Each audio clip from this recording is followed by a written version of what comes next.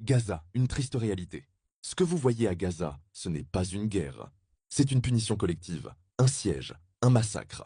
Pendant qu'on vous parle de terrorisme, des dizaines de milliers de Palestiniens meurent sous les bombes. Des enfants, des femmes, des familles entières effacées. Et ça, personne ne veut vraiment en parler. Gaza est un territoire enfermé, coupé du monde. Pas de sortie, pas d'espoir, pas de sécurité. Les gens y vivent piégés, privés de tout et condamnés à survivre sous les frappes, les drones et la faim. Ce n'est pas une exception, c'est devenu la règle. Et ceux qui ne sont pas à Gaza, ils vivent sous occupation.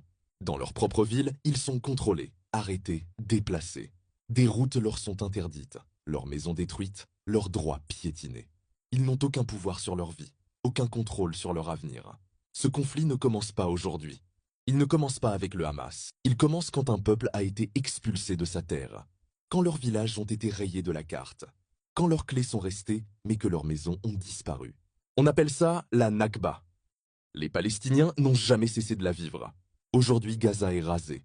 Les hôpitaux n'ont plus d'électricité. Les ambulances sont visées. Les journalistes sont tués. Les survivants sont affamés. C'est documenté, c'est dénoncé, et pourtant c'est ignoré. Ce n'est pas une guerre entre deux armées.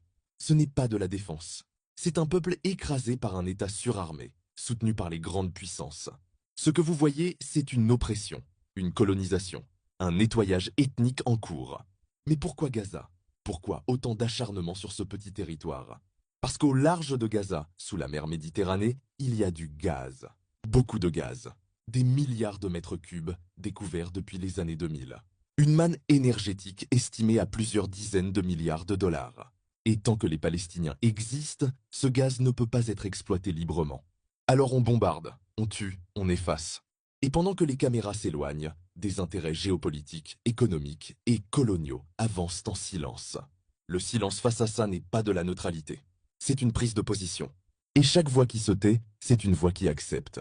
Mais toi, tu as le pouvoir de réfléchir, d'ouvrir les yeux, de vérifier les sources. Alors parle, partage, dénonce. Parce que le silence, lui aussi, tue. Tous les liens sont en bio, lis, vérifie, partage. Parce que la vérité finit toujours par surgir. Si tu as aimé cette vidéo, like, partage et abonne-toi. Fais circuler ceux qu'ils veulent t'enterrer.